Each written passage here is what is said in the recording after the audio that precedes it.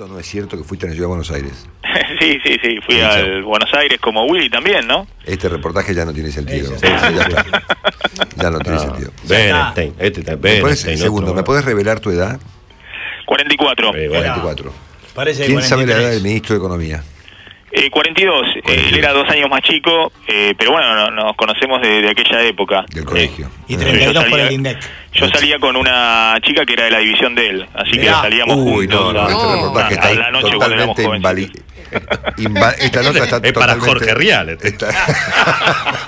Esta nota está totalmente invalidada. Yo te veo todas las noches en Canal 26, te veo casi siempre, te vi anoche. Ahora ¿qué hago, Maxi? Y bueno, son cosas de la vida, ¿no? Pero después lo que hizo en aquella época era un gran estudiante, Axel, un muy buen alumno y también un buen compañero, por lo que me cuentan en su división, ¿no? Después las cosas de la vida lo llevaron a este cargo que está desempeñando. Bueno, Maxi, ahí estamos. Te quiero preguntar una cosa.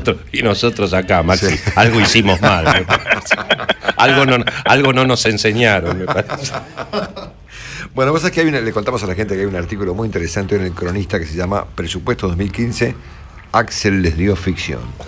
Me pareció tanto muy simpático como muy serio el artículo y te quiero preguntar, y es casi una única pregunta en esta conversación, Maxi, ¿qué opinás del presupuesto presentado ayer?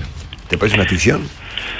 Sí, realmente es una ficción por donde se lo mire y la verdad que en este caso Kicillof no se esmeró ni siquiera en guardar cierta consistencia en algunos datos del presupuesto y la verdad que fueron muy respetuosos ayer los diputados que lo escucharon, porque si se pone a leer un poquito el presupuesto es casi una ofensa para los legisladores.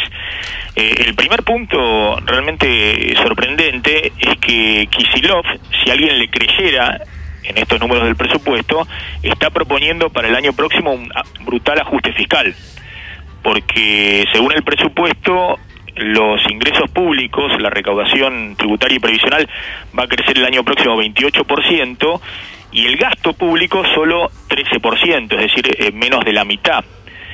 Si eso fuera cierto, esto supondría que el año próximo, por ejemplo, las jubilaciones crecerían menos que de la mitad de la inflación, o que Kicillof llevaría adelante la eliminación total de los subsidios al transporte, la luz, el gas, multiplicando las tarifas por 6, por 7, es decir, algo que es totalmente inverosímil desde el punto de vista de un año electoral como es el año próximo. Vos fíjate que para que la recaudación crezca 28%, como dice Kicillof, y el crecimiento económico que él proyecta es del 2,8%, mínimo la inflación el año próximo real tiene que ser del 25%. Sí, claro. Ahora, para que el gasto público sea, como dice Kicillof, un aumento del 13% nada más, el mayor gasto dentro de las erogaciones públicas, que es el gasto previsional, bueno, las jubilaciones tienen que aumentar la mitad que la inflación, y nadie cree, a no ser que Kicillof haya dado una vuelta de panqueque, que se haya convertido en un ajustador brutal para el año próximo. Esa es la principal inconsistencia que muestra el presupuesto del 2015, y por otro lado también una inconsistencia con la propia teoría de Kicillof, porque cuántas veces lo hemos escuchado al ministro o a la presidenta decir que el nivel de actividad económica se está sosteniendo gracias al sector público, a que el sector público está ahí donde los empresarios no están, sosteniendo el nivel de actividad, cosa que después hay que chequear si es cierto, ¿no?, en la realidad, pero claramente vos no podés plantear que la economía va a crecer más el año que viene y al mismo tiempo, dentro de tu propio esquema teórico, decir que vas a aplicar un brutal ajuste fiscal. Es inconsistente incluso dentro de la militancia, pero esto se debe haber resuelto. Me lo imagino a Kicillof en el despacho del quinto piso del Ministerio de Economía diciendo EMA, por Emanuel Álvarez Agis, que es el viceministro el que elabora el presupuesto, cómo cerramos estos números.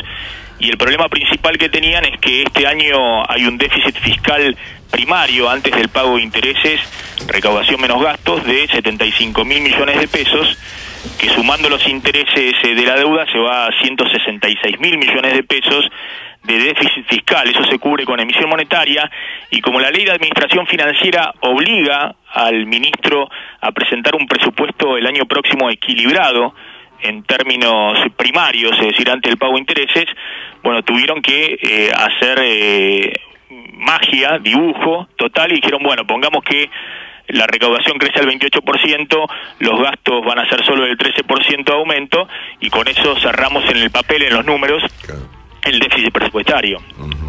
Maxi, dos preguntas breves. Primero, el dólar 9.45, el oficial, ¿no es cierto? Considerando la tasa de inflación real para todo el año que viene, ¿es un dato que te cierra?